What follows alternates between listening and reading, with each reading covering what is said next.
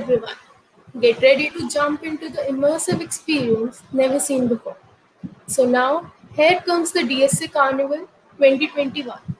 DSA Carnival Express is a wonderful experience for all of us, and the journey up till now wasn't comparable to anything. But the ocean of knowledge is vast, and we have a lot of adventure to uncover. I, Ashi Agarwal, first year student of ATG ITM, will be hosting today's event.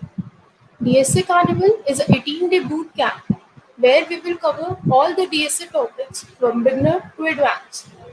Our educator for today is Mr. Maghav Goel, who is a DTU alumni, founding member at Proxy Interview Prep, and currently working as a software developer engineer 1 at Flipkart. Maghav sir will be guiding us to land on the two pointers and binary search. In the end of the session, we will be having a quiz. Link for the same will be added in the live chat. And after the session, we will be providing you with practice questions that will help you grasping the concept and enhancing your knowledge. Thank you everyone for joining. And if you have any doubt or query, please feel free to drop in the chat box.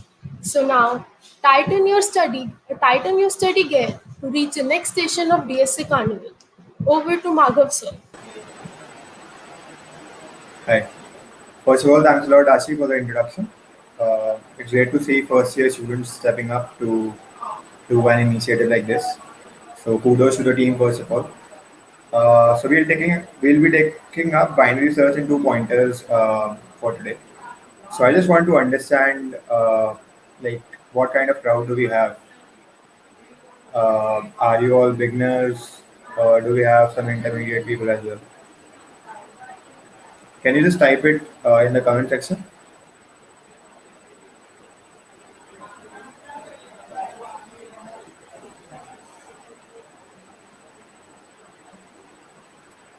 Okay, the one says beginner. Can more people type in so that I'll teach accordingly?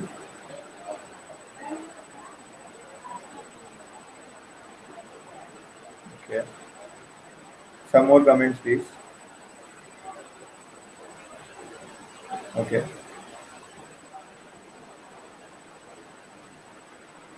So majority of them are beginners. So okay, so what I can do is I can start with the basic logic.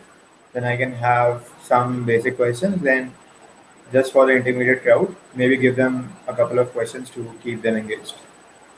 So I'll start with binary search and then move on to 2 pointers. Okay, so are you able to see my screen? Can somebody just type in? Okay, cool. All right, so yeah. So first of all, to understand binary search, I would first explain you what a search space is. Okay, so like it is quite, like पढ़ के ही समझ में आ जाता है कि search space क्या है. तो वैसी space where a person should search. Okay, so let's say I have written कि nth odd number अगर तुम्हें ढूंढना है. So what is the right search space for that? कि कौन सी ऐसी स्पेस है जहाँ पे तुम्हें इसको ढूंढना चाहिए. ठीक है, तो that is the meaning of a search space. तो like this comment according to you, where would I get the nth odd number? What is the space where I should search the nth odd number?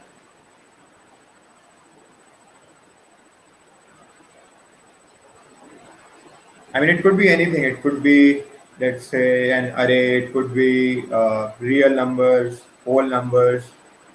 So search space is anything ऐसा set जहाँ पे मेरा answer like कर सकता है.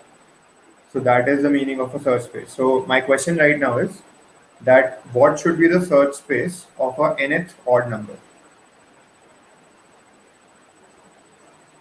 Like you can guess something at least. It might be wrong, but you guys are juniors, so like you guys are just first or second year students, so it doesn't really matter. So rote learners is saying whole array, but there is no array, right? I have just said nth odd number. So don't confuse binary search with a algorithm which can be only applied to an array. Okay, it can be anything according to the search space. Binary search can be applied on that search space. So typically, let's say my odd numbers are, let's say they start from, like I'm considering positive odd numbers. So they can go up to a very large number depending on whether it is an integer or something. So this is the search space, right? In these numbers only, I will be able to find the nth odd number. So let's say I said I want to find the first odd number. So this will be the first odd number. If I say I want to find a third odd number, so this will be the third odd number. So this is a search space where I can find nth odd number, right? Now, someone has written set of natural numbers. Odd natural numbers was the right answer. Natural numbers. So I mean, I can also find. So I mean, I could just increase the size of the set. So I mean, to make it to a set of natural numbers or whole numbers. So that is also the correct answer. But this is the smallest set out of all of them. Okay. Now, like I just kept one another example to make you guys understand this very clearly. So let's say if I want to find a boy who has weight X and who's attending the DSA carnival right now. So for that also the search space will be the audience, like which is watching this session right now. So out of them, I need to find a boy with weight X. So the search space is the entire audience, right? So let's say, like I could say, entire audience. One set could be girls and boys both, right? But the smallest set could be only boys out of the entire audience, right? So I'll take one more example. So let's say I have some array. Let's say this is a very simple example, and now I want to find 15. Okay. Now the search space is this array because I want to find a number which is present in a search space which is array. Okay. So basically, you can have any search space. The search space can be arrays, it can be matrices, it can be real numbers, it can be like any other set basically. Any set can be a search space depending on what is the example that is being considered. So this is the like important point that you should highlight for the first point, that your search space can be any set. Okay. Now let's come to the second point, which is what do you mean by binary selection, right? So binary selection can be understood, let's say, with the example of a coin toss. When you toss a coin, you have two possibilities, which is या तो heads आएगा या tail आएगा, ठीक है? And basically only like one of them wins. So binary selection का मतलब ये है कि you have to choose one and you have to ignore the other part. So yeah, based on some criteria. So like I have defined कि मैं coin toss करूँगा, उसकी दो possibilities हैं. अब मैं एक को like that side will win जो ऊपर आएगी, तो ये criteria है, ठीक है? और मैं दूसरी साइड को ignore कर देता हूँ. तो बाइनरी सिलेक्शन का बेसिकली अभी तुम इतना ही समझो कि we have two options, we select one option and we disregard the second option based on some criteria. Okay. Okay, let's take some more examples of it so that it becomes even more clear. So okay, so let's say we had a class. So this is, let's say, one column. This is column 2. This is column 3. This is column 4. Right? And we basically have, let's say, boys sitting in this column, B1, B2. Okay, B1, B2, and similarly in column 2 as well, we have some other boys. So now, and in the third and fourth column, we have girls. Okay. So basically, if I tell you that I only need the column with the girls, so out of the entire space, I need to reject some based on some criteria. So I will reject some columns based on my criteria. So basically, column 1 and column 2 have boys, but I need the columns which are girls. So I'll reject column 1 and column 2. So based on some criteria, we need to select one part and eliminate the other. Does that make sense? Like, are you guys understanding it? Can you please write it on the comment section? Okay, some more responses. So my throughout the session, my approach would be to focus more on the algorithm and not on the coding aspect, because I think in the initial stages you should focus more on understanding the basic concept and how it is being applied to different situations. All right. Okay, so this part is clear. Now let's come to the part uh, where we want to understand that when can we apply the concept of binary selection on a search space. So one example I gave right now, that we could have such a scenario, but the other example could be, let's say I had odd numbers arranged in an array uh, in the starting, and then I have even numbers. Okay, so now I could use the concept of binary selection in a way that if I say that I visit some index, let's say I visit the number 7. Okay, now my criteria is that I want to find, let's say, the first even number. Okay, now when I visit 7, since I know that all the odd numbers are to the left of 7 and the even numbers will be definitely to the right of 7, so can I reject the left part and can I just make my search space smaller to the right of 7? Does that make sense?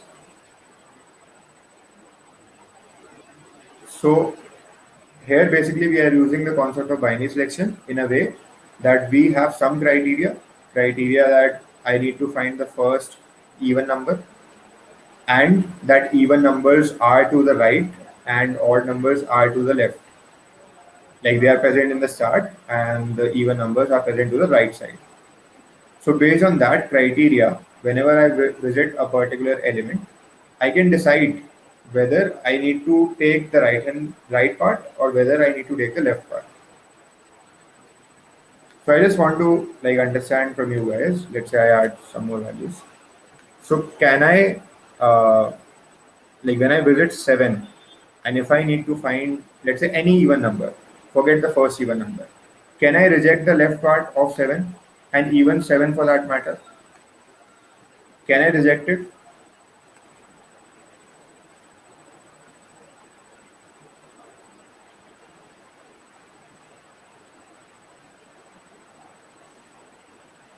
Okay, can I have more yeses? Or if you have any doubt, you can ask. Okay, so I think rote learners is here just for fun, so I'm not going to consider the comment.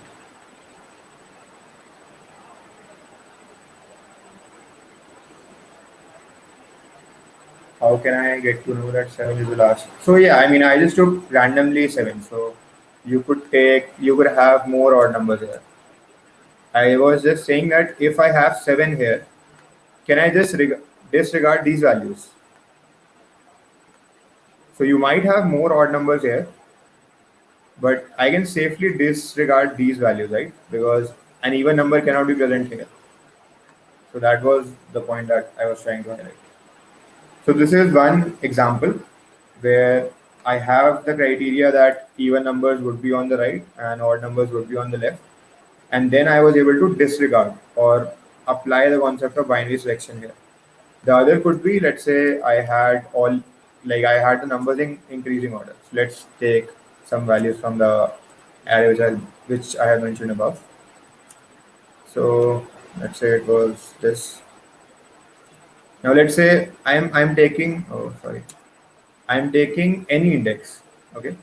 So let's say if I go to the second value, which is 3.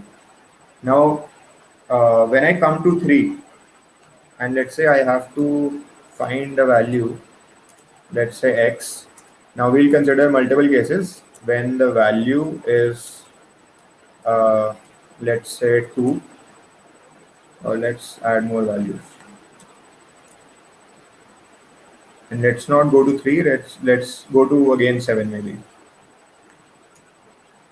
Then the value is, let's say, 23. Okay, and this add 2. Okay, so I again visit 7. Now I have randomly taken 7 just to highlight the point that I'm trying to tell you guys. So let's say if the value was 2 and I randomly went to a particular index which had value 7. So can I disregard one side and can I choose the other side? Like, is it possible given the constraint that the array is in increasing order? Is it possible? So if you think it is possible, so just mention on the comment section which side should I go to.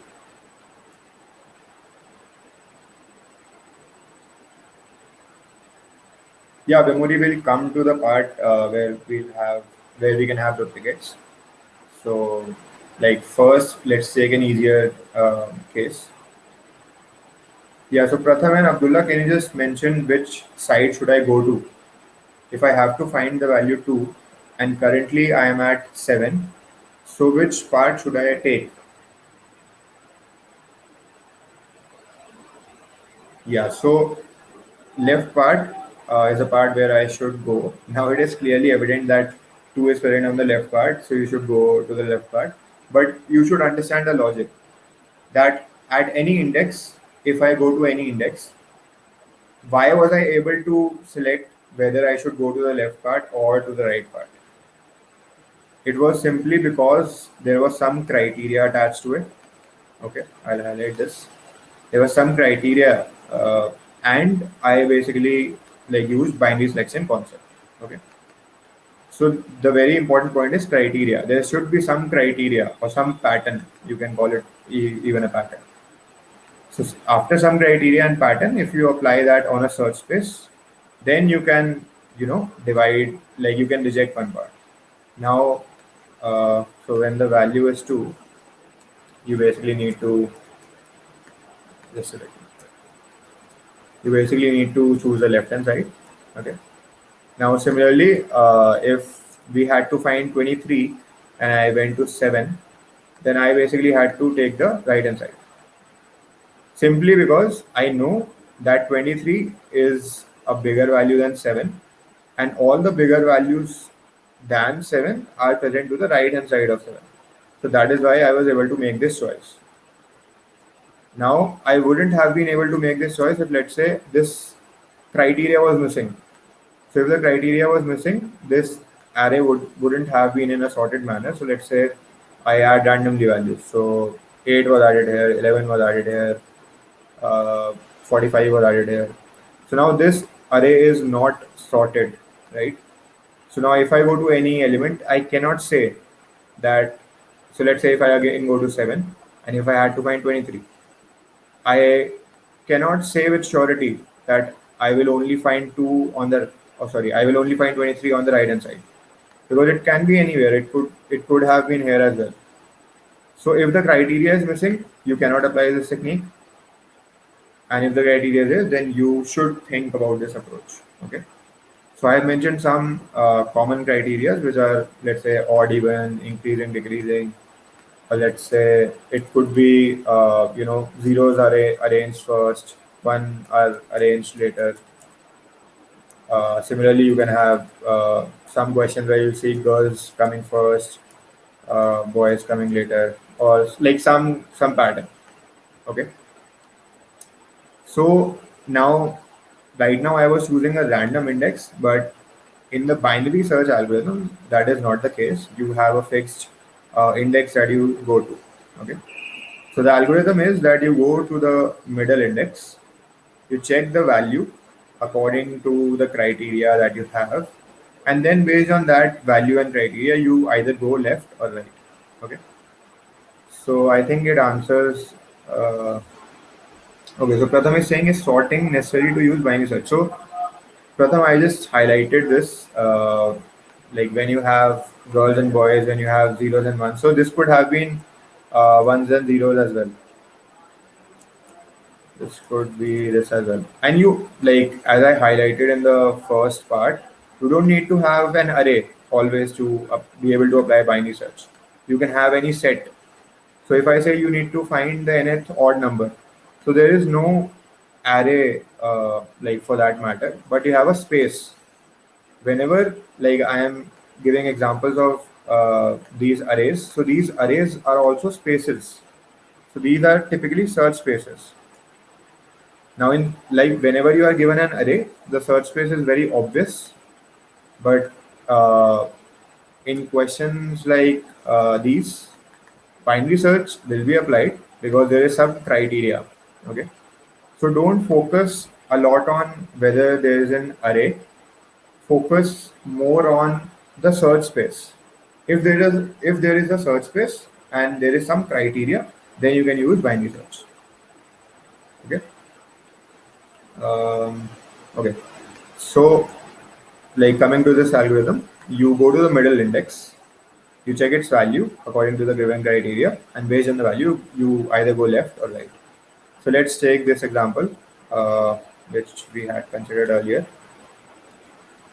So we first go to the middle element. So how do we calculate middle? So a very like immature implementation would be to say left plus right by 2. Okay. So I don't want to like go in the coding part, so I'll take this approach only. But this is not the right one. So I mean, this could be your homework. Why like in what cases this would fail? Okay. So let's go to the middle element. So 4, 5, 8, 11. Okay. So I go to the middle element, which is 11, 5. Okay, so the algorithm says that go to the middle element, which I create by this. So initially, like your left and right are at like the left, basically the search space.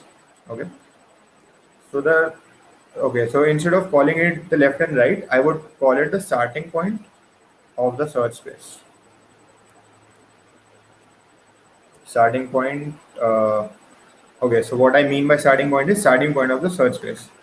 Just remember this. So right now, since this is the search space which was provided to me, so the starting point will be the zeroth index. So hence I have kept the starting point as 0. Now the ending point would be like the last element. Okay. So I could say array dot length.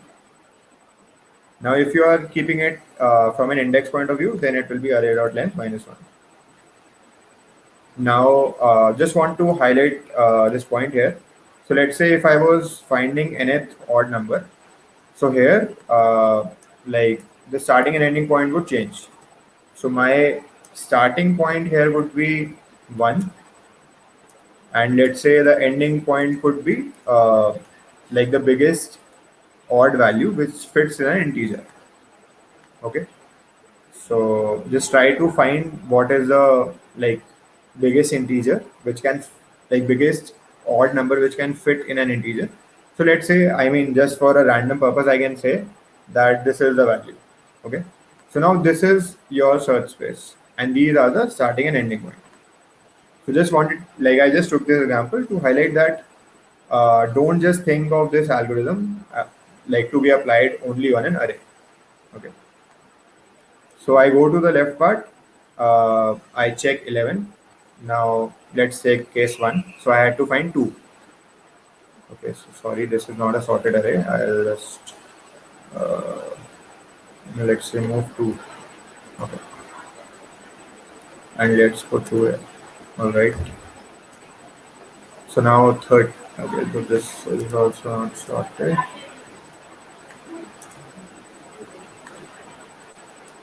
All right. So I go to 11. I need to find 2. Now, as most of you said, uh, So basically, I check the value of the middle element. Okay, so the value is 11. Now I will check my criteria. My criteria is that like the array is sorted in increasing order. So all the numbers which is lesser than 11 will be present to the left side. Okay. So criteria I followed. Then I said that the number that I need to find is also lesser than 11.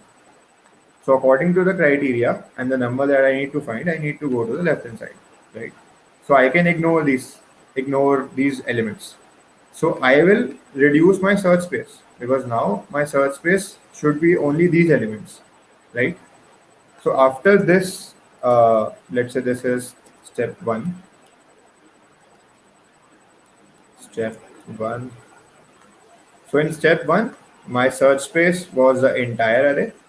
But when I went to the middle element and used the criteria and the value that I need to find, in step two, the search space reduced. Okay, so can anyone tell me what will be the value of the ending point for the new search space? So I want the value of the index. Ending point क्या होना चाहिए?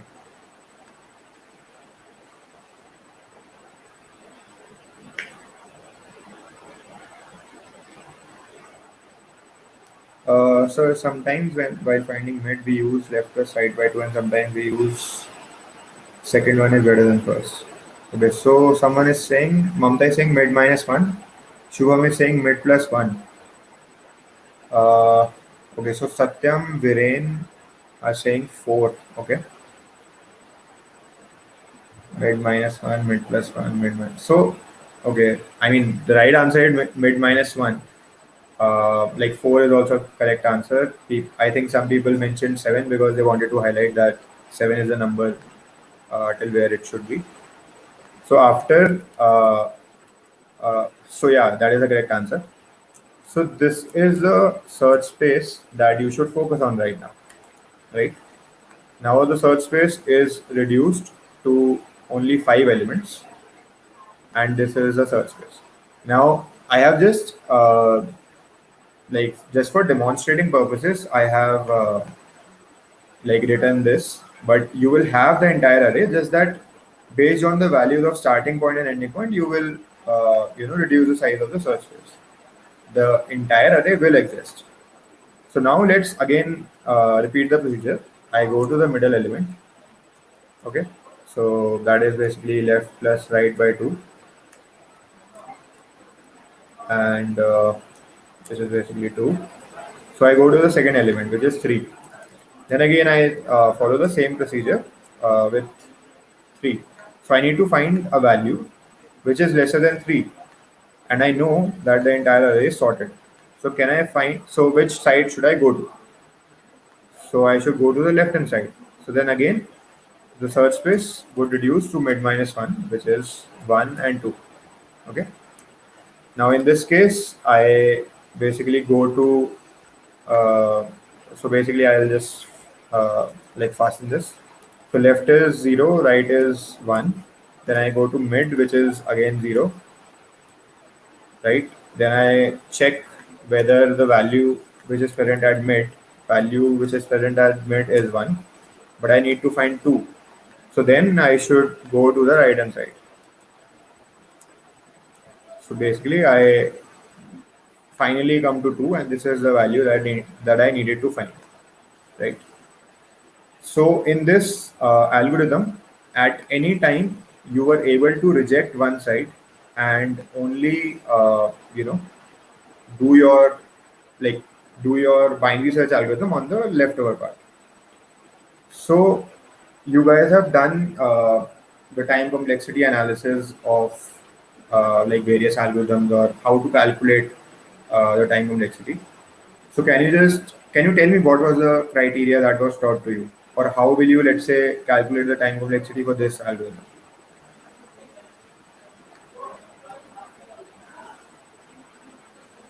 So we are done. Like I can tell you it's log of n, but I need to understand from someone how it is, let's say, log of n.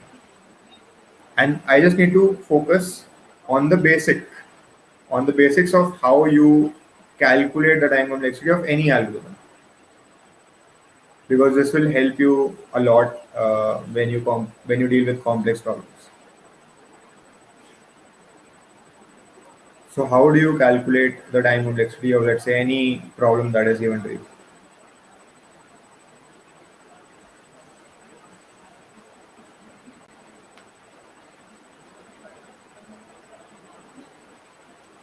So, firstly, I want to understand how do you calculate the time complexity. Then we can go to this particular algorithm.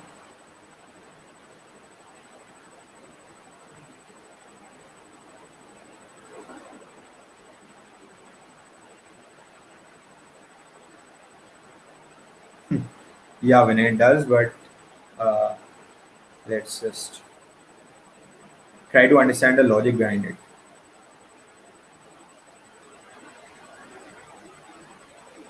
So I'm still waiting for getting the criteria which you have learned in your previous lessons on how you calculate the time complexity of a particular problem. So you have been taught this, right? Like people can just comment yes or no.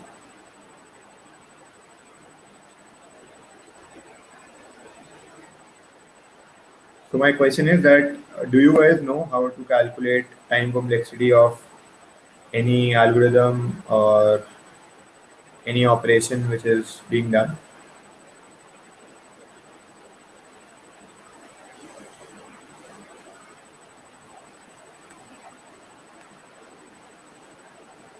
Am I audible to you guys?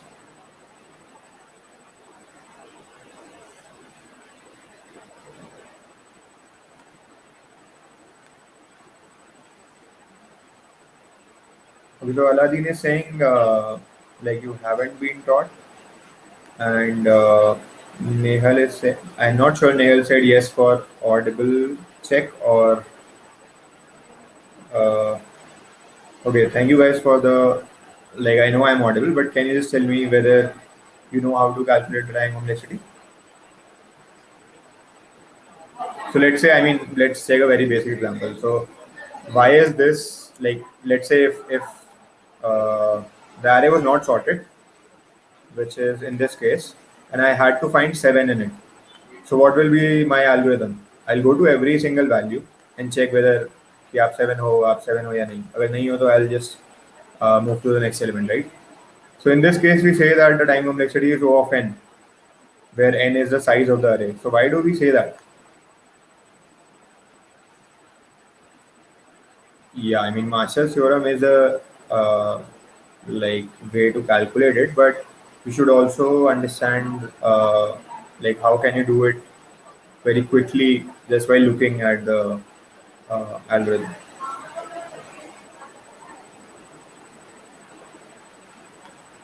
Okay, so it was O of n because I mean I had n elements and I had to visit them just once, and the time complexity that I needed to visit them was also constant.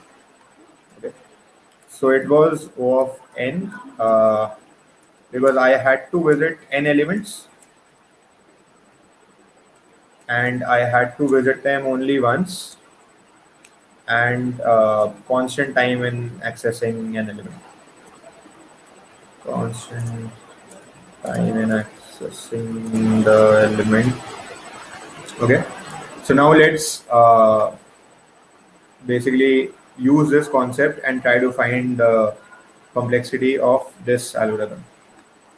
So now in order to find 2, I had to go to 11, then I had to go to 3, then I had to go to 1, and then I had to go to 2.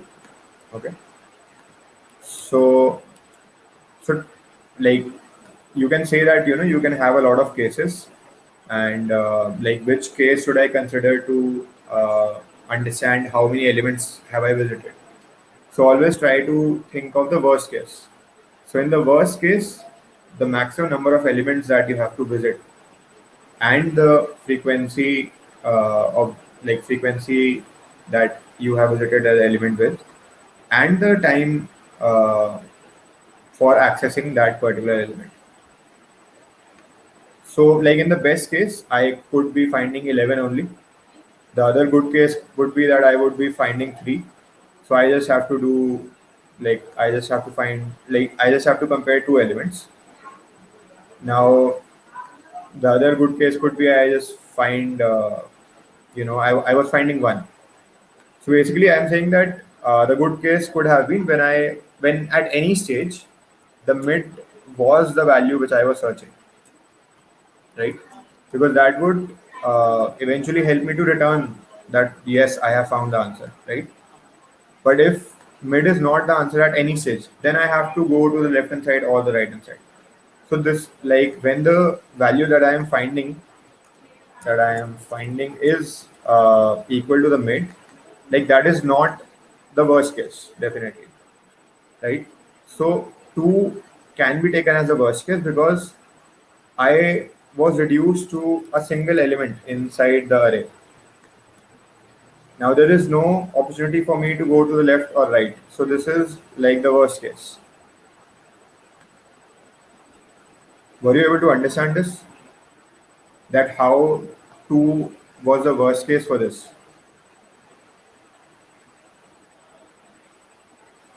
Like there can be multiple worst cases as well. So let's say if I went to 13 and if I was searching for let's say 23, so then I would have to go to the right hand side, right? And if I had to go to the right hand side, then I would find the middle value. Now the middle value is 30, and then so this yeah, and the left hand side is 30. So I'll just add 23 here. So I go to 30. I say that okay, I need to find 23, so I'll go to the left. So this is a search space. Then I'll go to the middle value, which is 14. Then I go to this search space, 14. Now 23 is basically bigger than 14. So this is the search space. So finally, I will again be reduced to one element, right? So this is again like this could also be a worst case.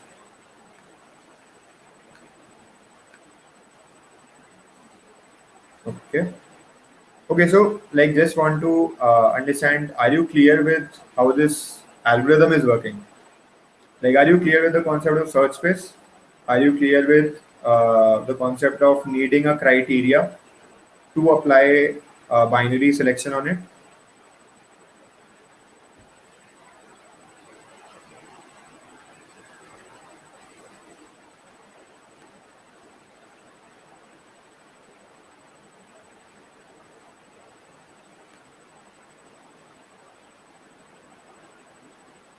Okay.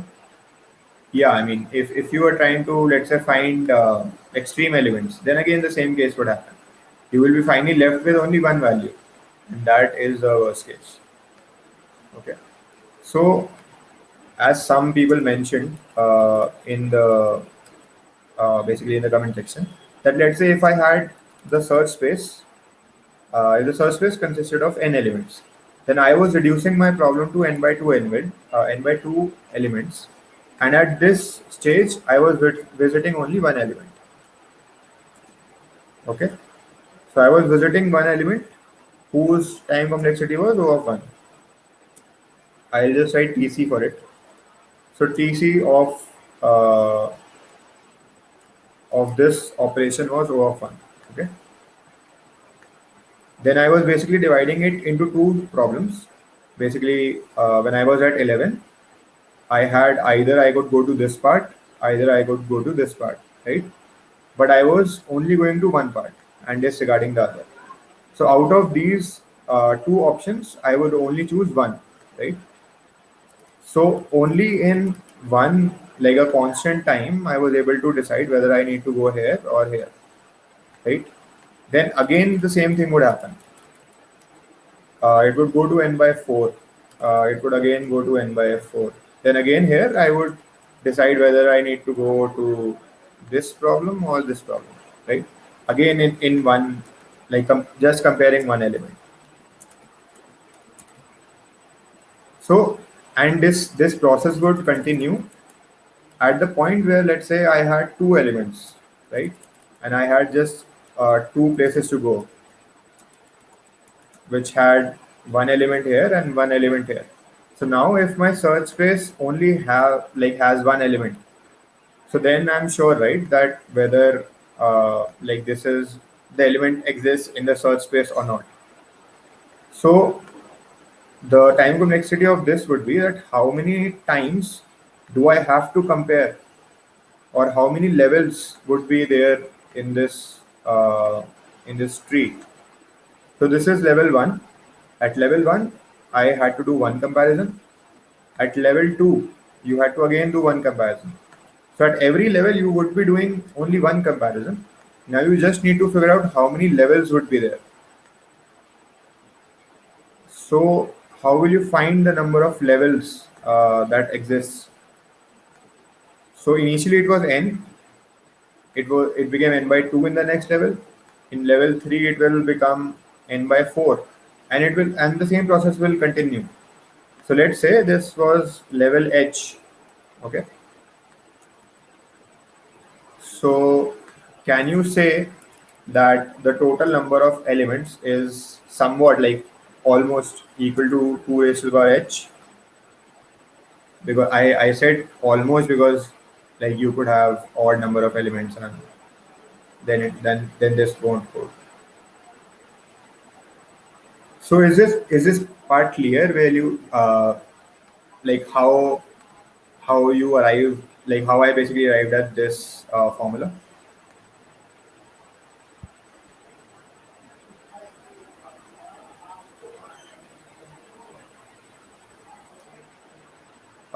Is it clear to everyone?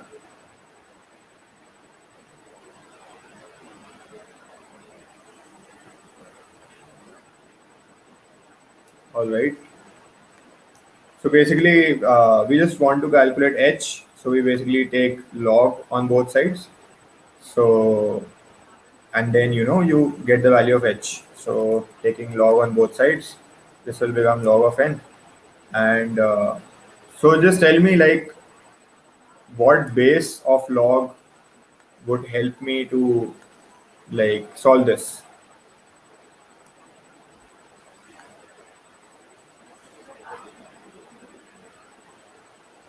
Okay, Viren, what did you not understand?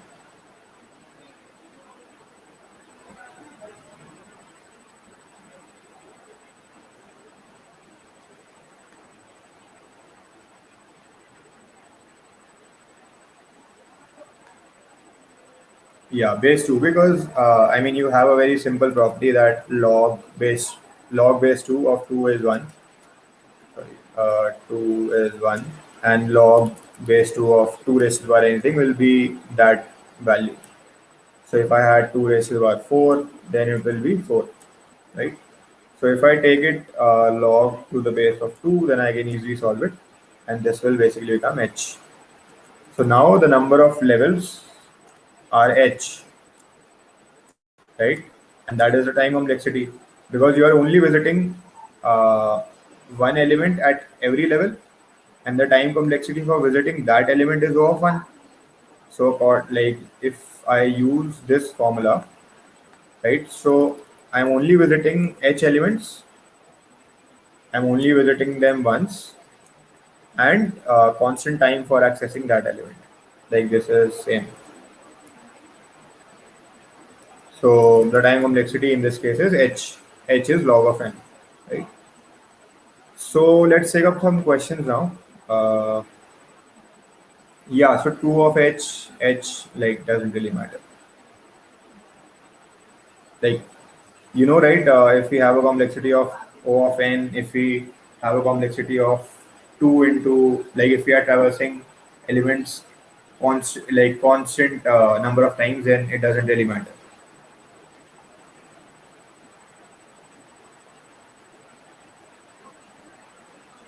Okay, let's move to some questions. So, right. So I'll just share my screen for a different tab.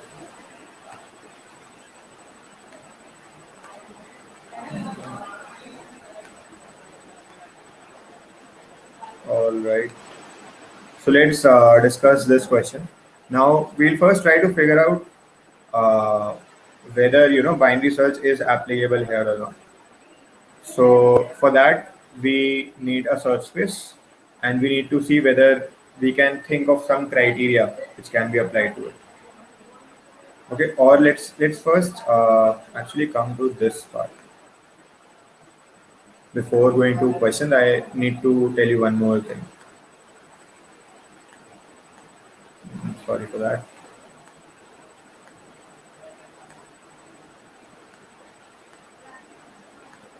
Okay. Yeah. So this part is done. Let's go to this. Okay. So now, like, in order for you to understand and very easily apply binary search concept is that let's first understand if I was given an array which of this form, can I find let's say the first t, or can I find the last f? First t, last f. Can you guys find it?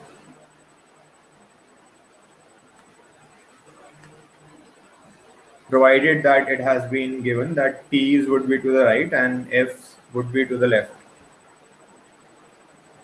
then can you use binary search like the algorithm which I just explained to you on this search space to find the first t? Yeah, so I mean, I have given you the algorithm. So algorithm is common, that go to the middle element, check its value, and according to the criteria that you have, either move left or move right. So with that criteria in mind, can you find the first t and the last f? Like this is the basic, the very basics of binary search. If you are clear with this and you can convert any search space into this format, then I mean life would become very easy for you. You will be able to solve very complex questions with the help of this algorithm. But you should be very clear of like this thing.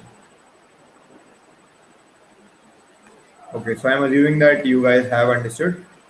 Uh, like if you would have been given an array of this form, then you would be able to find the first t or the last f. Okay. Now let's see how we can convert any problem into this form. Okay. So we'll always convert every search, like any kind of search space which is provided to us in this format, and then we'll convert it into this kind of like problem, and then we know how to solve these kind of problems, so we should be able to do it. Okay. So instead of sharing the screen, I'll just copy the array.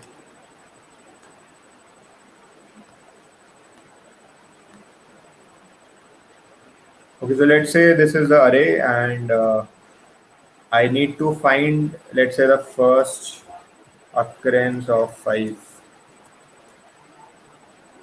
Okay. And okay, so I need to convert this array into this array. Yeah, also, I mean, the criteria is that it is given that the array is sorted.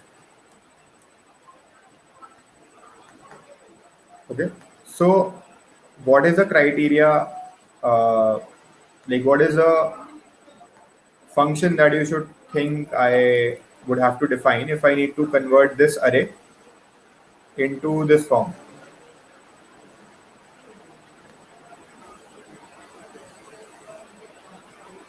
So you have to tell me that, let's say, if I go to I go to the middle element according to the algorithm, on what basis should I decide whether I need to go to the left or to the right? And we know that if we convert the array into this format, then you can like very quickly tell whether you need to go to the left or the right. But now we need to think of how we can convert this into this format. Okay, so I'll do like one example for you, and then let's expect some answers from the audience. So in this, if I am saying that I need to find the first t, right? So in order to find the first t, all of them, all of the values to the first t should be left, and then all of the values to the right should be t. So if I say that my criteria 2, you can say, is values greater than equal to 5. So if I apply this criteria to any value of the array, can I write true or false according to them? So values greater than equal to 5. So 1 is lesser than 5. So won't follow this criteria. So I can write f. 3 again wouldn't follow this. 5 would follow this.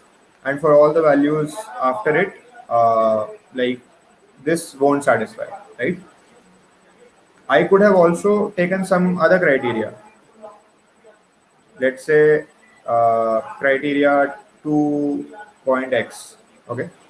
Here I took values greater than 5, right? So according to the criteria that you're considering, your array would change, like which has f and t's, right? So here for the first it will be f. 3 again is not greater than 5, so again it would be false. Now 5 is also not greater than 5, so it will become f. And now all the other values 67, 123 and 125 will become true. Now in this case, you cannot find the first 5, right? Because you defined the criteria in the incorrect manner. So the way in which you define the array is very important, because then only you will be able to, you know, find the correct element that you're looking for. Like, is this point clear to you? How I took two different criterias and how different arrays were formed from it. Can you guys just write yes or no in the comment section?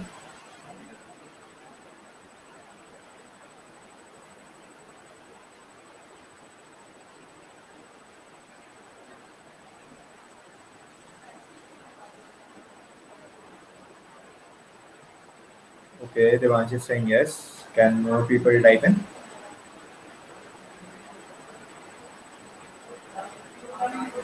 Okay, waiting for a couple of more.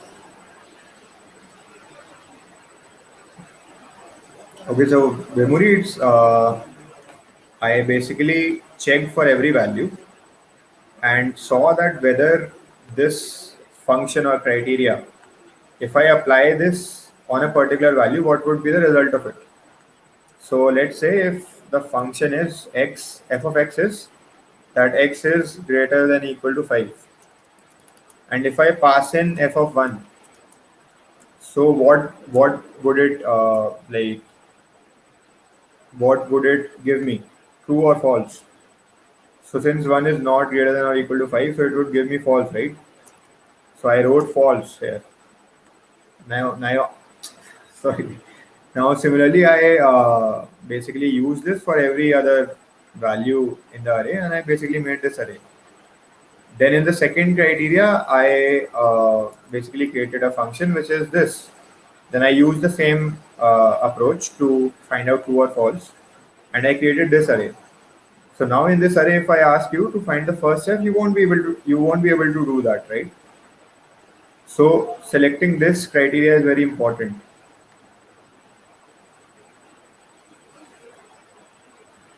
Okay, now is it clear, Memuri Mihir?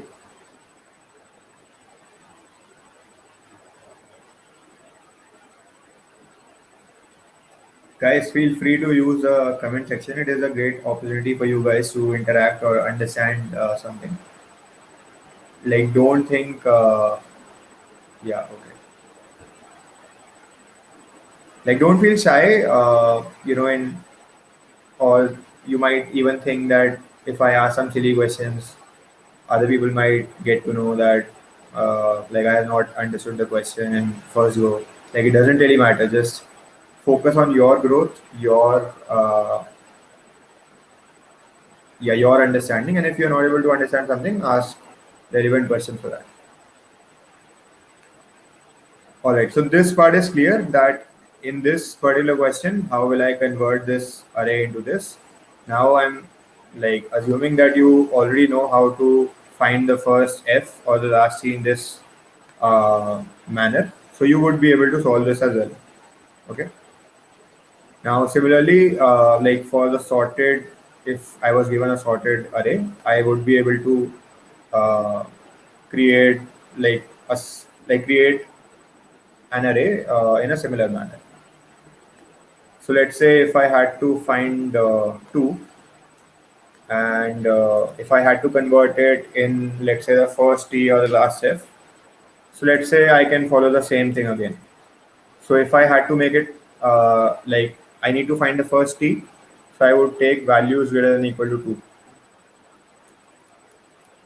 or I could also consider values greater than 1. It's the same thing because I am not taking decimal values. So then again, if I take any of these functions, it will again then get converted to f t t t t t, and I need to find the first t. Okay. Let's take an example where the search space is not an array. So let's take a difficult, well, a relatively difficult question. So okay, so let's take this problem. So I have to basically find the nth number, which is either a multiple of 3 or multiple of 2. So let's say if I had to find the first number, uh, sorry, first number, it would have been 2. The second number would have been 3. Okay. The third number would have been 4, and so on. So I mean, it could be a multiple of 2, or it could be a multiple of 3, or it could be a multiple of both of them. So now, first, let's try to understand the search space, because in any algorithm, like in any binary search uh, solution, you first need to understand whether uh, you are able to figure out the search space or not. So first step is figure out the search space, then see if there is any criteria which you can apply on it, and then I mean just code it. So guys, what should be the search space for it? So the question is that you have to find the nth number, which is either a multiple of 2 or 3. So search space is that space or that set जहाँ पे मुझे answer मिल सकता है. So where, like, what all numbers do you think would fall in that search space?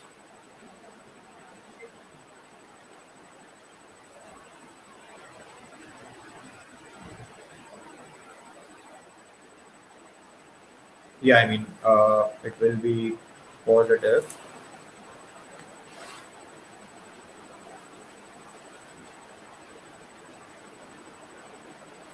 When I was saying in first attempts problem, if we'll be converting the array in TF form, then how is the then how this is binary search if we have to access all the elements? No, so you won't be accessing all the elements, right?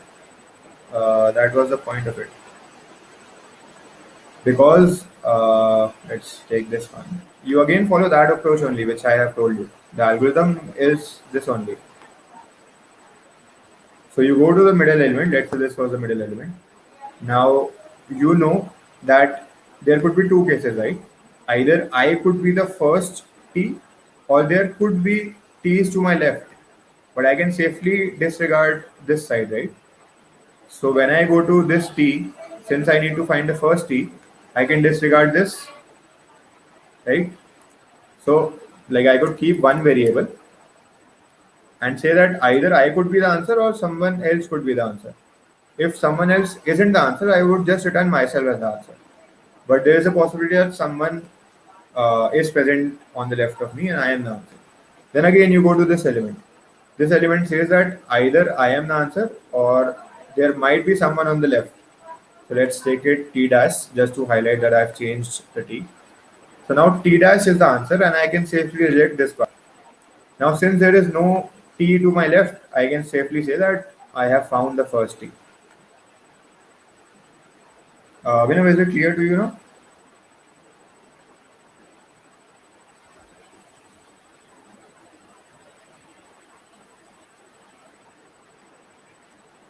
Okay, so yeah, yeah. So the search space that has been provided by a couple of students in the comment section is right. So the search space for this question would be that any number which is either a multiple of 2 or 3 and is definitely positive. So 2, 3, 4, 6, then 8, then 9, and so on. I mean, it could be, it definitely will be a long list. Now, if I have to find a hundredth number, right? The question, it will be given in the question that you have to find the hundredth positive number, which is either a multiple of 2 or 3. Okay. So now you have figured out the search space. Like the search space part is sorted. Now you need to find the hundredth number, right? So let's say just taking some random value, 2, 4, 7, 8, 8, 9. And so this will be divisible by 2. Now I have the search space, right? I will go to the middle element, and then I need to think of some criteria. So I go to the middle element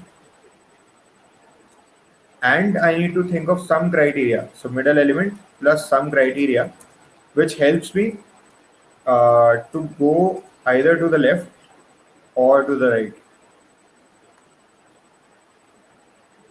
So now you need to understand whether you need to go to the left or to the right depending on some criteria.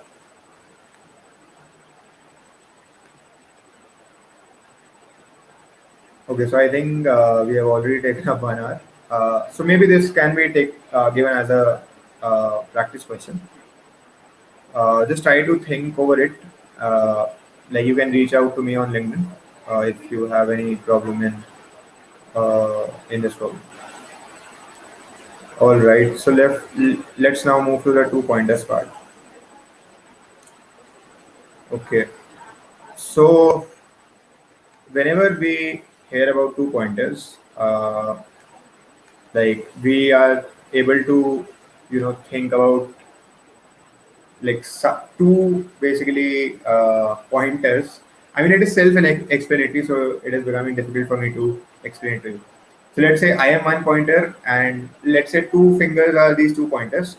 So now we have an array, and I say that array or anything. I mean, you can say that these are 2 pointers. One pointer is pointing towards the screen, and one pointer is pointing towards the roof. So these are 2 pointers. Now these 2 pointers could be pointing in some in any array. It could be pointing towards any two files in the system or anything. I mean, pointers could be anything, and this is just saying that we have 2 pointers. Okay. Now 2 pointers with regard to an array. Okay. So let's say if I take this particular array, and if I say that I have 2 pointers, let's say one is at this index and one is at this index. So now either these 2 pointers could be representing a pair, which is I am just pointing at these two elements, right? So either they are saying that I just care about these two elements or the pair of 1 and 3, or they could be saying that I am concerned about the entire range that is covered by these two indexes. So like as we already learned in the binary search section, so we have a left and right uh, like integers which are denoting what is the starting point and the ending point of the search space. So this is again the same thing. So we had 2 pointers which are pointing towards the start and the end. Similarly, this is the starting and ending of the subarray that I am pointing to right now. Okay. So is this part clear to you? That 2 pointers can either denote a pair or they could either denote a subarray or any range. Like I could say that in all the natural numbers, one pointer is, let's say, at 10, and the other pointer is at 1000. So now as a pair, they just represent two values, which is 10 and 1000. And if I consider it in a respect of subarray or range, then it contains all the values between 10 and 1000. So typically the first value will be 10, then 11, and so on. It will go to 1000. Sorry. All right. So is this part clear to you, that two pointers can basically represent either a pair or a subarray or a range?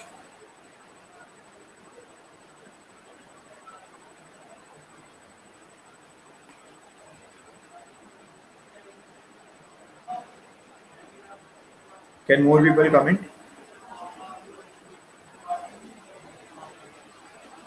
Yeah, Abhinav. So we'll come to that.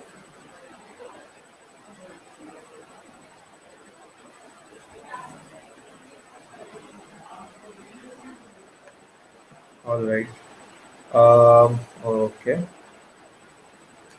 So now the point is that these are just two pointers, right? So how do we know that we need two pointers? So a very good example of this is palindrome. So like in a palindrome, if let's say you are given any string, okay, and you need to find whether it is a palindrome or not. So let's say A R D B B D R A. Okay. So if you need to find whether this string is a palindrome or not, so what will you have to do?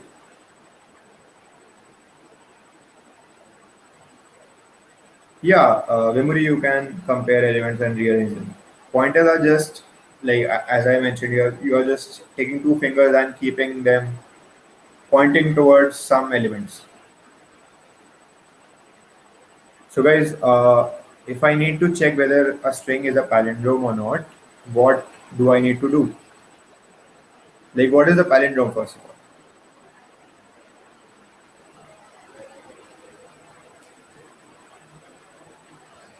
You all know what a palindrome is, right?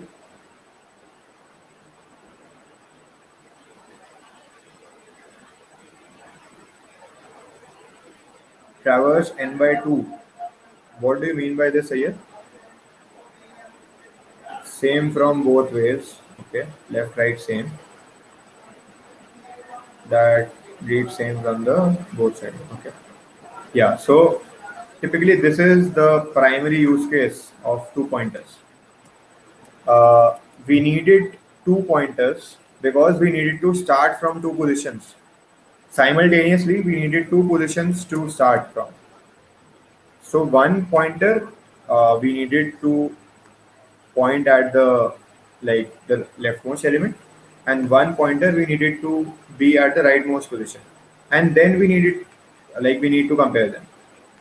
Uh, so currently two pointers is representing a pair, which is the pair of the leftmost element and the rightmost element. So now the intuition that you should have of whether two pointers should be applied to any question or not should be whether you can keep two pointers simultaneously at some position, and move them in some particular format. I'll tell you in which format. But the primary point should be that क्या मुझे simultaneously दो positions पे दो pointers चाहिए. So let's say if there was just one pointer, so you have a pointer at this position, but you don't have a pointer at this position. So you don't know the value at this position. So then how will you be able to check whether it is a palindrome or not? So you need to have one pointer at this position as well. So now let's say if these two elements were equal, then you go to the next element. Next element would be one step to the right of this element, and the next element in this case would be one step to the left of this element. Sorry for that. So The primary case is having two pointers simultaneously at two different places because they are helping you to solve some problem. So in the palindrome one, this was a necessity, and let's see how this can be solved in like how we can understand two pointers be applied to some other cases. So okay, let's take this problem that you have been given a sorted array. So let's say this is a sorted array, and let's even take some more values. Okay, so this is an array, and you need to find pairs that sum up to k in a sorted array. So now one hint is this, that it is saying you need to find pairs. So as I said that two pointers can either represent pairs or subarrays. So this is one hint for you. Subarrays. ठीक है, so this is the first starting point for you. Pairs है तो definitely कुछ ना कुछ two pointer से हो सकता है, ठीक है. Now the second point, like the second question that would come to your mind is कि ठीक है two pointers हैं but कहाँ रखने हैं उन्हें, like what should be the starting point for it, ठीक है. So first let's think कि starting point क्या हो सकता है, and then we would think about the traversal. तो in the palindrome one we were very clear कि एक start पे होगा एक end पे होगा, फिर ये दोनों equal हो गए तो हमें एक एक पीछे जाना होगा, एक फिर एक एक पीछे जाना होगा जब तक वो एक ही जगह नहीं आ जाते, क्योंकि अगर क्रॉस कर गए तो तुम सेम ही चीज रिपीट कर रहे हो ना, ये तो तुम ऑलरेडी चेक कर ही चुके. तो सबसे पहला पॉइंट था कि हमें दो पॉइंटर्स की जरूरत है, वो यहाँ से हाईलाइट हो गया. हाँ यहाँ से हाईलाइट हो गया वो. अब हमें सोचना है कि हमें दो पॉइंटर्स को कहाँ रखना चाहिए, ठीक है. सो द ब्रूट फोर्स मतलब बहुत ही, लेट्स से अगर हमें कुछ नहीं आता अभी और हमें एक क्वेश्चन सॉल्व करना है तो हम कैसे करेंगे. हम बोलेंगे अच्छा पेयर फाइंड करना है तो वन यहाँ पे है, हम हर नंबर के लिए चेक कर लेते हैं whether it could be a valid pair which sums up to K with one or not, right. So एक पॉइंटर मैंने वन पे रख दिया एंड जो सेकंड पॉइंटर है वो मैं सब पे लेके जाता रहा. तो मैंने पहले टू पे रख दिया, टू पे चेक किया नहीं हुआ, फिर थ्री पे चेक कर लिया, फिर फोर पे चेक कर लिया, आई मीन इंडेक्सेस वाइज, फिर सेवन पे चेक कर लिया, अब मैं वैल्यू वाइज आ रहा हूँ, तो फिर 9 पे फिर 11 पे. तो लेट्स से के यहाँ पे 12 था, ओके. तो 11 पे जब मैं पहुंचा तो मैंने कहा यार ये एक डेफिनेटली एक पेयर है, ठीक है. तो ये भी टू पॉइंटर्स ही है, ठीक है. टू पॉइंटर्स इज बेसिकली कि तुम दो पॉइंटर्स रख रहे हो. और अब लेट्स से अब नेक्स्ट क्या तुम करोगे, अब तुमने वन के लिए चेक कर लिया है कि उसके लिए कि वन को तुमने एक एलिमेंट रखा और उसके सारे पेयर्स चेक कर लिए, ठीक है. अब तुम टू पे जाओगे कि अब मैं टू के सारे पेयर्स चेक करता हूँ, तो ये वाला जो पॉइंटर है फिर से बिल्कुल जीरो से शुरू हो जाएगा. जीरो से भी कर सकते हो या फिर इसके आगे से भी कर सकते हो, क्योंकि वन और टू ऑलरेडी चेक हो चुका है. अब अगर तुम इसको जीरो से स्टार्ट करोगे तो फिर तुम वही सेम चीज़ फिर से चेक कर रहे हो, तो इसके बजाय तुम मतलब आगे से ट्राई कर सकते हो, ठीक है. तो अभी हमने बहुत ही बेसिक अप्रोच सोची कि if we don't know what can be the starting point and the ending point, so we just tried for every other value. So the time complexity of this approach is O of n square. O of n square in the sense that we had to visit every element n times, okay. So n element से n times visit करना पड़ा तो n square हो गया, as simple as that. और एक element को access करने में टाइम O of 1 था तो O of n square. Zoom in, okay.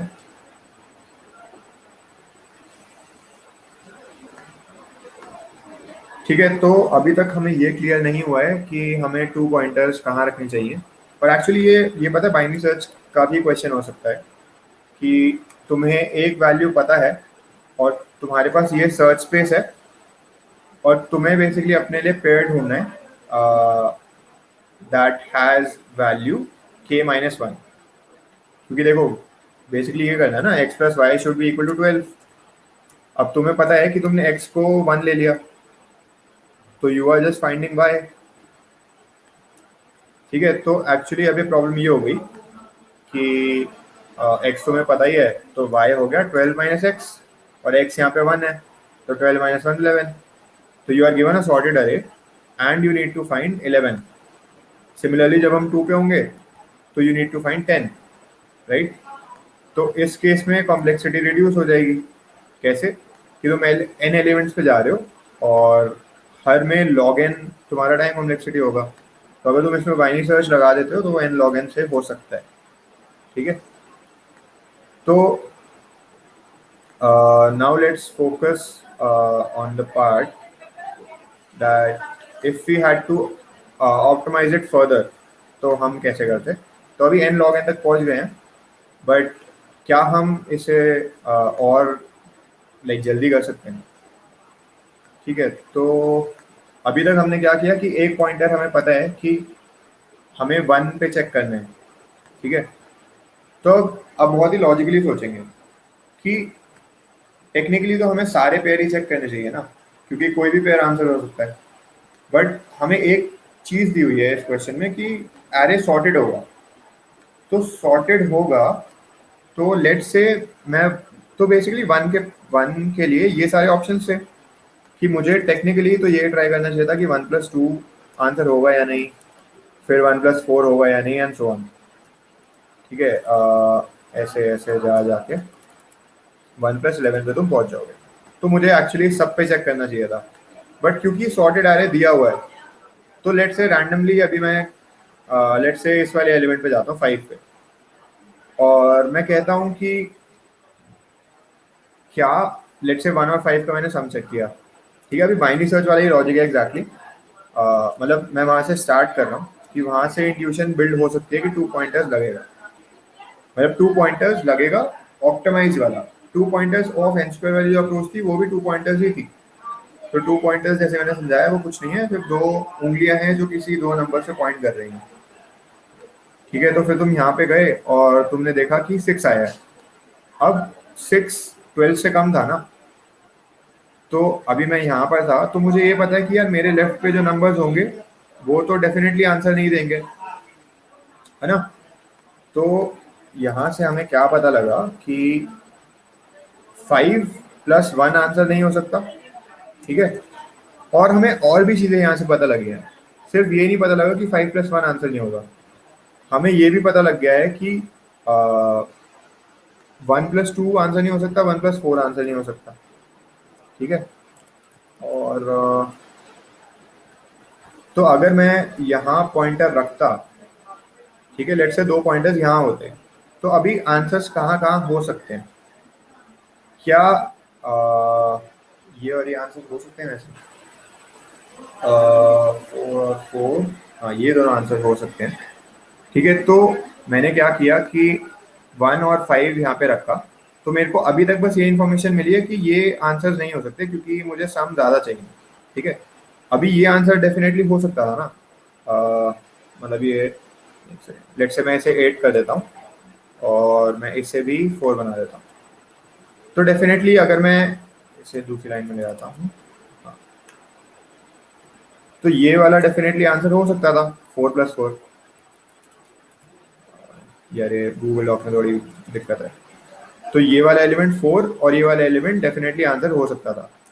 तो अभी मैंने क्या किया है कि मैंने 2 पॉइंटर्स 1 और 5 पे रखे थे, तो मुझे सिर्फ ये पता लगा कि 1 ये जो स्टार्टिंग एलिमेंट है ये इनके साथ नहीं लग सकता, बट मुझे इनके बारे में कुछ नहीं पता लगा। तो मुझे समझ में आ गया कि इस अप्रोच में तो मेरे को सब पे जाना ही पड़ेगा, सब पे जाना पड़ेगा या लॉग एन एलिमेंट्स पे जाना पड़ेगा, बट मैं एक ट्रैवर्सल में या ओ ऑफ एन में तो नहीं कर सकता if I randomly put the pointer somewhere.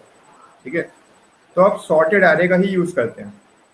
तो लेट से, तो अभी ना मैंने ऐसे सोचा कि लेट से मैंने एक बार मिडल एलिमेंट पे रख दिया, तो जब मैं 1 पे था और ये बाकी एलिमेंट्स थे, तो मैंने 2 पॉइंटर्स कि मैं सेकंड पॉइंटर कहाँ कहाँ रख सकता हूँ, मैंने पहला तो मिडल पे रख दिया था। तो अब मैं क्या करता हूँ, सेकंड बारी ना फर्स्ट पे रख देता हूँ। फर्स्ट पे रख के देखता हूँ क्या ऐसा कुछ is there some pattern in it which helps me to decide कि लाइक मुझे और भी एलिमेंट्स का पता लग जाए कि वो आंसर नहीं हो सकते, ठीक है। तो मैंने 1+4 चेक किया, 1+4 चेक किया तो वो 5 आया, ठीक है। 5 आया तो वो आंसर तो नहीं है। अब मुझे ये पता है कि उससे बड़े एलिमेंट्स यहाँ पे होंगे, बट कौन से होंगे वो तो मैं नहीं कह सकता, तो मुझे सब पे ही जाना पड़ेगा।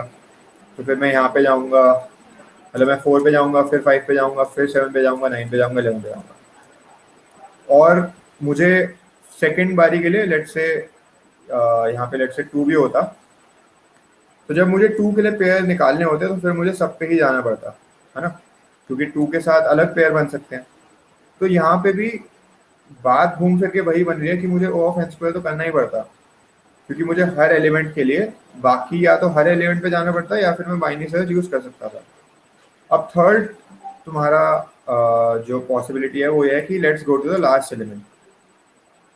तो लास्ट एलिमेंट पे चेक करते हैं कि क्या वो आंसर हो सकता था या नहीं। तो मतलब आंसर हो सकता था या नहीं इन द सेंस कि क्या वो सही पोजीशन हो सकती थी for the second pointer to put, so that मैं 2 पॉइंटर्स का सबसे एक्यूरेट पोजीशन पे आ जाऊं, ठीक है। तो मैंने कहा 1+11। अब बेसिकली ये हुआ 1+11 हो गया 12, ठीक है।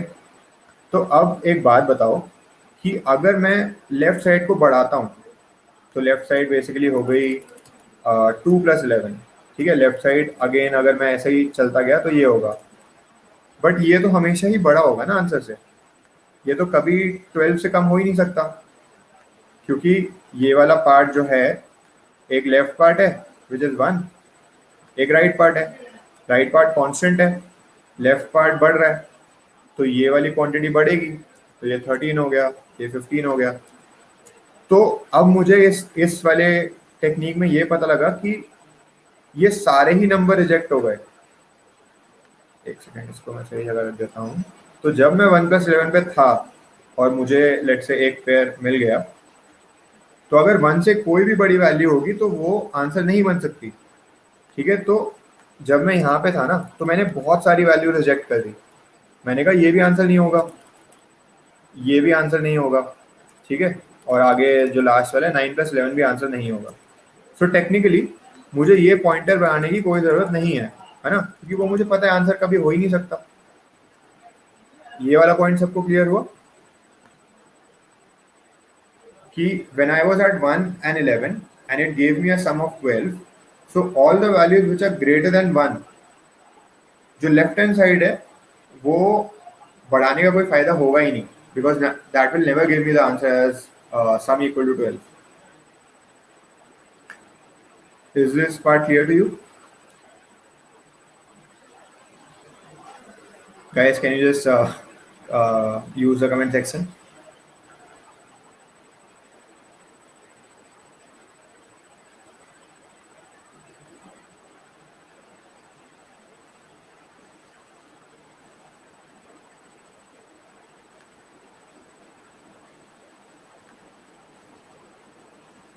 Hello, am I audible to all?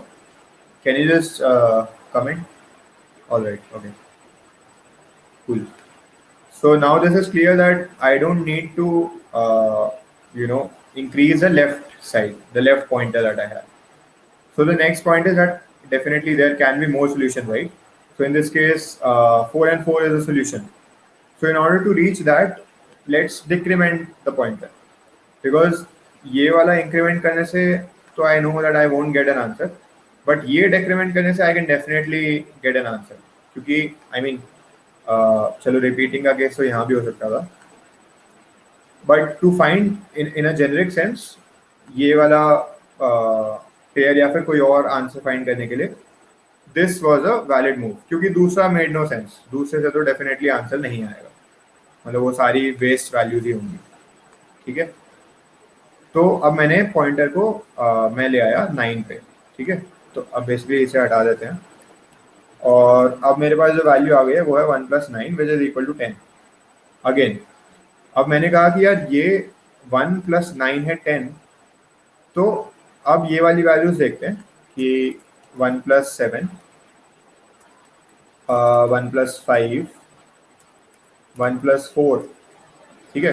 तो अब मैं लेफ्ट पॉइंटर को फिक्स कर रहा हूँ और देख रहा हूँ कि क्या ये सारी वैल्यूज को 1 के साथ टेस्ट करने का पॉइंट है भी या नहीं। तो ये वैल्यूज, क्योंकि 10 जो मुझे चाहिए था, इसे फिर से 12 कर देते हैं सिंपलिसिटी पर्पसेस के लिए। तो 10 आया है अभी सम, और मुझे चाहिए था 12। तो ये सारी वैल्यूज तो डेफिनेटली 10 से कम ही सम देंगी ना 1 के साथ। तो ये वाली वैल्यूज तो चेक करने का कोई पॉइंट ही नहीं है। तो ये वाली वैल्यू चेक करने का पॉइंट नहीं है का क्या मतलब है कि 1 का और कोई पेयर हो ही नहीं सकता इस पर्टिकुलर सोल्यूशन में, इस पर्टिकुलर अरे में। ठीक है, तो इस केस में जैसे हमने पिछले वाले में ये वाला पॉइंटर डिक्रीमेंट किया था, इस केस में हम ये वाला पॉइंटर इंक्रीज कर देंगे। क्योंकि दूसरा केस क्या होता कि मैं इस वाले पॉइंटर को यहीं रखता और इस वाले पॉइंटर को फिर से कम कर देता। ठीक है, बट ये सही असम्पशन तो नहीं होती, क्योंकि इस केस में मैंने कहा कि 9 किसी और का राइट नहीं होना चाहिए, बट लेट से यहाँ पे 3 होता तो फिर वो चीज़ गलत हो जाती। बट मैं 1 को डेफिनेटली आगे कर सकता हूँ, क्योंकि 1 का कोई और पेयर है ही नहीं इन दोनों के बीच में, राइट। तो I can safely now increment this pointer. ठीक है, अब सेम चीज़ रिपीट करते हैं, अब 2 + 9 कर देते हैं। 2 + 9 किया, उसका 11 आया। अब सेम लॉजिक यूज करते हैं कि 2 + 9 11 है, हमें तो 12 चाहिए था। तो ये वाले 2 के साथ डेफिनेटली आंसर नहीं बना पाएंगे। ठीक है, लेट्स से 3 भी ले लेते हैं। बट ये वाले जो नंबर्स हैं वो 9 के साथ आंसर बना सकते हैं या नहीं बनाएंगे, वो डिपेंड करता है, बट डेफिनेटली बना सकते हैं। ठीक है, तो मैं फिर से वही कहूँगा कि 2 का कोई आंसर नहीं हो सकता, तो मैं 2 को फिर से आगे कर दूंगा। अब मैं 3 पे आ गया, तो ये 3 + 9 हो गया 12। ठीक है, तो अब ये एक आंसर है जो मुझे रिटर्न करना है। अब सेम पॉइंट ये है कि इसके जो लेफ्ट पे नंबर्स हैं वो आंसर मतलब 3 के साथ और नंबर्स हो सकते हैं, नहीं भी हो सकते, मतलब डिपेंडिंग ऑन कि 9 रिपीट हो रहा है या नहीं, तब 3 का और कोई पेयर होगा, वरना नहीं होगा। बट एक बात मुझे क्लियर है कि ये जो 9 है ये इन सब किसी नंबर्स के साथ नहीं बना पाएगा 12 साथ, क्योंकि वो डेफिनेटली बड़ा होगा। तो 4 + 9 है, 5 + 9 है, ऐसे ही 7 + 9 एंड सो ऑन। तो 9 का कोई और पेयर नहीं हो सकता ना यहाँ पे। तो मैं 9 को रिड्यूस कर दूँ एक, मतलब एक स्टेप से। तो मैंने 9 को रिड्यूस कर दिया, क्योंकि मुझे पता था कि यहाँ पे तो आंसर हो ही नहीं सकता 9 का। So now I basically have 2 pointers which are pointing at 3 and 7 respectively. So now again, if I calculate the sum of 3 and 7, it is 10. Uh, so I mean, you just have to keep on doing this approach until, let's say, you come to a place where both of them are either pointing at the same element, और ये जो right वाली जो तुम्हारी like जो pointer था वो left से कम हो गया। अगर ये लेफ्ट से कम हो गया तो मतलब या तो ये तुम ऑलरेडी चेक कर ही सकते हो, मतलब ये ऑलरेडी चेक कर चुके हो, तो कोई पॉइंट ही नहीं है। और इसे अगर तुम हमेशा ऐसे सोचोगे ना कि starting point and ending point, तो इंट्यूशन के पॉइंट ऑफ व्यू से भी वो अच्छा रहेगा कि कभी भी एंडिंग पॉइंट स्टार्टिंग पॉइंट से बड़ा तो नहीं हो सकता ना, मतलब तब तो रेंज ही नहीं होगी। तो स्टार्टिंग पॉइंट कभी भी एंडिंग पॉइंट से बड़ा नहीं हो सकता, वो दोनों सेम पॉइंट पॉइंट कर सकते हैं, उसका ये मतलब होगा कि एक ही एलिमेंट है। ठीक है, तो जस्ट टू रीआइट्रेट एवरीथिंग, सबसे पहले हमने देखा कि एक पेयर है, पेयर सॉरी 2 पॉइंटर्स है, तो 2 पॉइंटर्स एक पेयर रिप्रेजेंट कर सकता है या फिर एक सब अरे कर सकता है। अभी मैं वो समझा रहा था कि हाउ 2 पॉइंटर्स मतलब किस किस केस में वो पेयर रिप्रेजेंट करता है। तो वी स्टार्टेड विद पैलिंड्रोम। ठीक है, फिर एक अरे पे आए, तो हमने हिंट देखी कि इसमें पेयर का पूछा गया है कि, तो हमें पेयर से याद आया कि यार 2 पॉइंटर्स जो है वो पेयर रिप्रेजेंट करता है, तो हमें एक हिंट आई कि 2 पॉइंटर्स हम यूज़ कर सकते हैं। ठीक है, अब सेकंड पॉइंट जो मतलब आना चाहिए था वो ये था कि चलो एक पॉइंटर तो हम पहले एलिमेंट पे रख देते हैं, बट दूसरा पॉइंटर कहाँ रखेंगे। तो उसके लिए हमने चेक किया कि एक अप्रोच तो हो सकती है कि हम एक पॉइंटर यहाँ रख दें और बाकी सब नंबर्स को एक एक करके दूसरा पॉइंटर बनाएं और फिर उन दोनों के सम की वैल्यू चेक करें। तो वो जा रहा था n²। ठीक है, फिर हमने चेक किया कि और कोई तरीका तो नहीं है जिससे हम मतलब उसकी कॉम्प्लेक्सिटी रिड्यूस कर सकते हैं। बट अगर कुछ क्वेश्चन में हिंट दी हुई है, एडिशनल कुछ दिया हुआ है, तो वो मे बी यूज़ हो सकता है। तो इसमें हमने चेक किया कि सॉर्टेड एरे यूज किया हुआ। तो सॉर्टेड एरे दिया हुआ था, इसलिए हम उस एन स्क्वायर वाले 2 पॉइंटर अप्रोच को और ऑप्टिमाइज करने का सोच सकते हैं। अगर ये सॉर्टेड एरे नहीं होता तो 2 पॉइंटर अप्रोच अभी भी लग रही है, बट वो एन स्क्वायर वाली लगेगी, ओ ऑफ एन वाली नहीं लगेगी। So you need to figure out कि अगर तुम्हें ऑप्टिमाइज वाला लगाना है तो कुछ लाइक पैटर्न या कुछ ऑर्डर या कुछ हिंट दी हुई होनी चाहिए, ठीक है। ओके, सो नाउ पेयर्स वाला पार्ट क्लियर हो गया कि व्हेन लाइक जब 2 पॉइंटर्स पेयर रिप्रेजेंट करते हैं और हमें बेसिकली अगर बेसिकली तुम्हें समझ नहीं आ रहा है, ठीक है ठीक है, तो उस पर जाते हैं कि आप लेट से सॉर्टेड था, ठीक है। तो अब सॉर्टेड भी पता लग गया तुम्हें और ये भी पता लग गया कि पेयर यूज होने। तो अब तुम्हारा क्वेश्चन आएगा कि मुझे पॉइंटर्स 2 रखने कहाँ हैं। मुझे ये पता लग गया कि ये ओ ऑफ एन में हो सकता है या मे बी थोड़ा ओ ऑफ एन स्क्वायर से बेटर में हो सकता है, but you need to understand कि कहाँ रखना चाहिए 2 पॉइंटर्स को। तो उसके लिए तुम्हें ट्राई करना पड़ेगा। तो लेट्स से यहाँ एक पॉइंटर रख दिया, अब तुम्हें देखना होगा कि 1 के पॉसिबल आंसर्स कहाँ कहाँ हो सकते हैं। तो टेक्निकली तो 1 के पॉसिबल आंसर सारे यहाँ हो सकते हैं, ठीक है। तो किसी भी एक पॉइंट पे रख के देखो। तो ये तुम्हारी सर्च स्पेस है, तो सर्च स्पेस के एक्सट्रीम पोजीशन पे रख के देखो, ठीक है। तो पहले मैंने यहाँ रख के देखा था, फिर मैंने चेक किया कि यहाँ से मुझे कुछ ये पता लग नहीं रहा है कि मैं किसी को रिजेक्ट कर सकता हूँ या नहीं। अगर मैं किसी को रिजेक्ट ही नहीं कर सकता तो फिर तो मुझे सारी वैल्यूज रिजेक्ट करनी पड़ेंगी, तो वो तो मतलब बहुत ही अच्छा सोल्यूशन नहीं होगा। बट मुझे किसी पॉइंट पे ऐसा होना चाहिए कि मैं कुछ वैल्यूज को रिजेक्ट करता हूँ, ठीक है। तो अगर तुम्हारे पास ऐसा कोई पॉइंट आ गया जहाँ पे तुम रिजेक्ट कर पा रहे हो कुछ वैल्यूज को, तो उस पॉइंट पे तुम्हें समझ जाना चाहिए कि दिस इज द पॉइंट जहाँ पे सेकंड पॉइंटर को रखा जा सकता है, ठीक है। तो इस पॉइंट पे वो चीज़ सेटिस्फाई हो गई थी, जहाँ पे मुझे ये पता लग गया था कि ये सारी वैल्यूज 11 के साथ पेयर तो नहीं बना सकती विच सम अप टू 12। तो मेरे को श्योर हो गया कि ठीक है, सेकंड पॉइंटर यहीं रखना है। अब क्योंकि 11 के साथ ये सब पेयर नहीं बनाएंगी तो मैंने 11 को हटा दिया कि चलो अब 9 के साथ चेक करते हैं, ठीक है। तो this was the entire gist. अब इसके बाद सब अरेज कभी आता है कि when can 2 pointers represent a subarray. तो सब अरे, अब जैसे मैंने तुम्हें like I give you some examples of when 2 pointers are being used to represent a subarray or a range. And so let's say in this example, if I had to, let's say, find the sum of uh, all subarrays of size k, ठीक है। तो पहले तो like you should be acquainted with what a subarray is. So subarray is छोटा part of a array, ठीक है। छोटा part of a subarray in the sense कि अगर ये पूरा सबअरे है तो ये एक सबअरे हो सकता है, मतलब उन्हें कनेक्टेड भी होना चाहिए। मैं ये नहीं बोल सकता कि ये और ये एक सबअरे है। बेसिकली 2, 3 और 10 cannot be a subarray because they are not connected to each other. जो भी कॉन्टिजुअस है, कनेक्टेड है एक दूसरे से, वो एक सबअरे हो सकते हैं, ठीक है। तो सबअरे इज अ छोटा पार्ट ऑफ अ सबअरे। तो इस केस में लेट्स से मैंने साइज 3 बोल दिया, केस 3 है, तो सबअरे बन जाएगा 1 2 4, फिर बन जाएगा 2 4 9, फिर बन जाएगा 4 9 5। Like I am just listing down the subarrays which are of size K and so on. मतलब 3 एलिमेंट वाले चाहिए, लास्ट होगा 3 10 -20, ठीक है। तो अब क्वेश्चन ये है कि तुम्हें सम फाइंड करना है ऑफ ऑल सबअरेज ऑफ साइज के, ठीक है। तो सबअरेज आया तो तुम्हें स्ट्राइक करना चाहिए कि अच्छा 2 पॉइंटर्स कैन बी यूज है, ठीक है। तो अब तुम्हें पता है कि पहला सबअरे जो तुम्हें निकालना है वो ये वाला है, क्योंकि दिस इज द फर्स्ट सबअरे जो इसमें आएगा। तो पहला सबअरे तो देखो तुम्हें ट्रैवर्स करना ही पड़ेगा सारे एलिमेंट्स, क्योंकि सम है।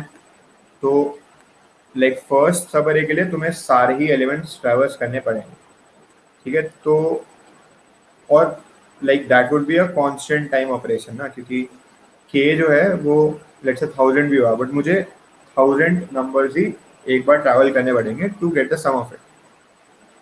ठीक है, तो अभी let's first go to the brute force approach कि मुझे नहीं आता कैसे सॉल्व करना। तो मैं बहुत ही गंदा टाइम कॉम्प्लेक्सिटी हो सकती है, but I just need to solve it. तो मैं कैसे करता? तो मैं क्या करता कि मैं स्टार्ट यहाँ से करता, मैं एक लूप चलाता के साइज का, जो मुझे कहता कि भाई 1 पे जाओ, 1 का सम लो।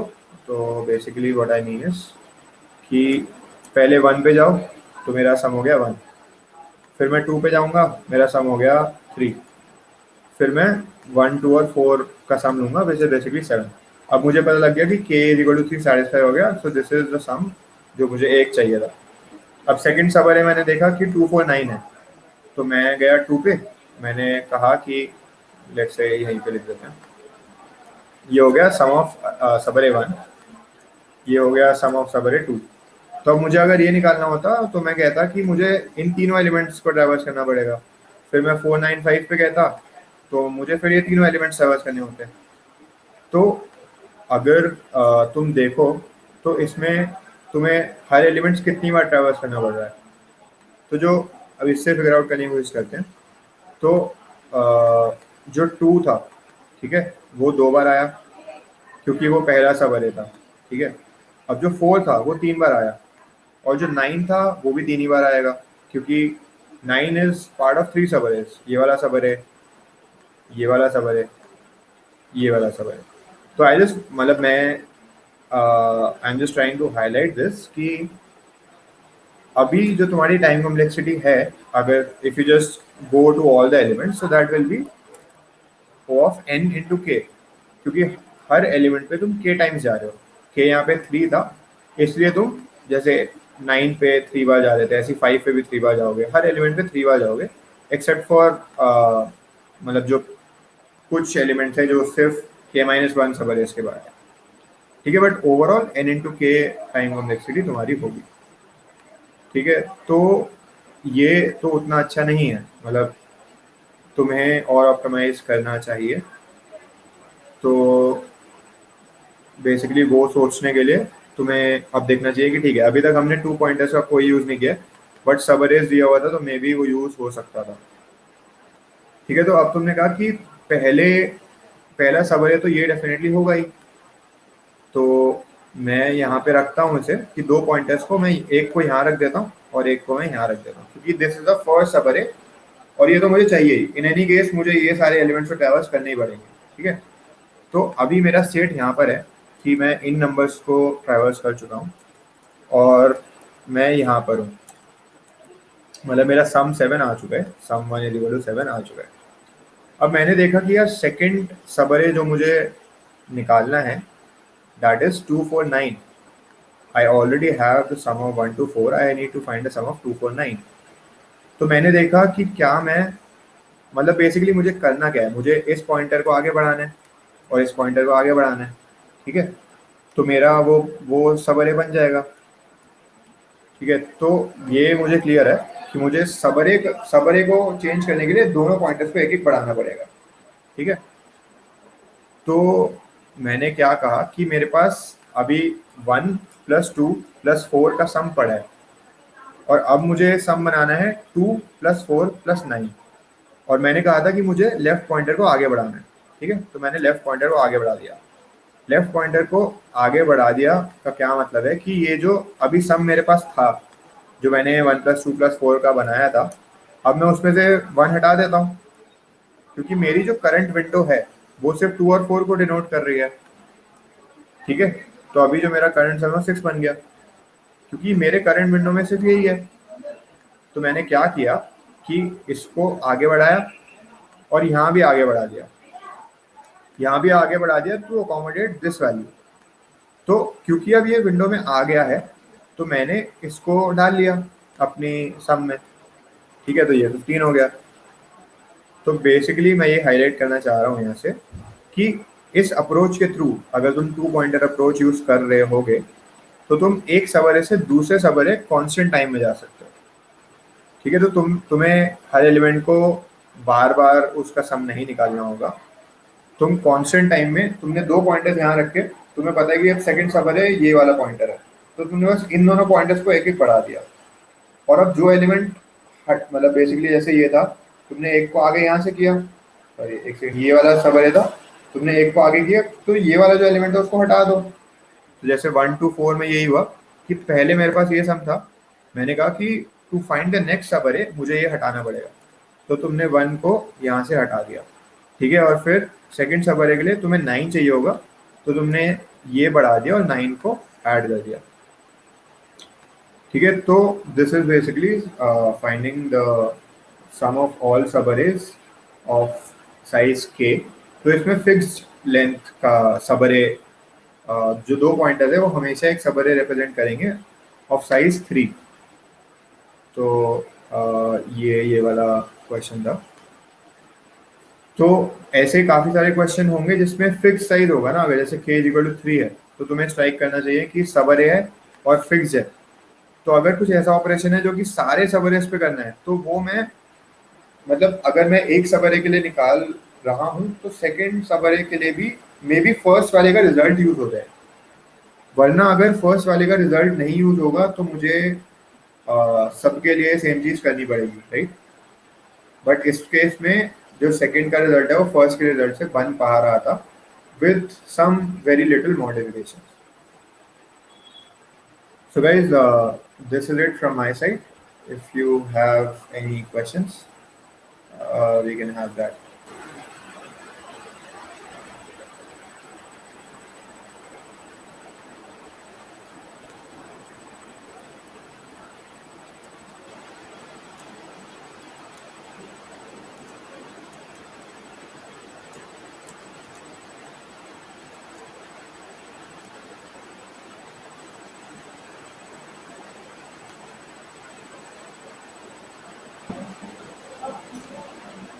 Thank you for the amazing session, Maghav sir. I hope everyone's doubt has been cleared. Mine are crystal clear for sure. Now we are having a quiz. Link for the same has been added in the live chat. You can check there and start attending. Link for the 5 question has been added in the description. You can start practicing for a better grip on the concept. Fundraising campaign on Milab is live now. You can check for the details. You can check the details in the live chat. Thank you for joining. Till then, stay tuned. Happy coding.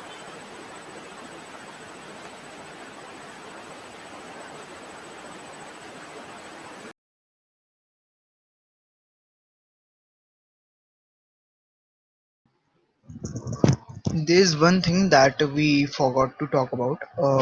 The winner of previous quiz. So the winner of previous quiz was Saksham Agarwal from DY Patil in University. So congrats, Saksham. Thank you.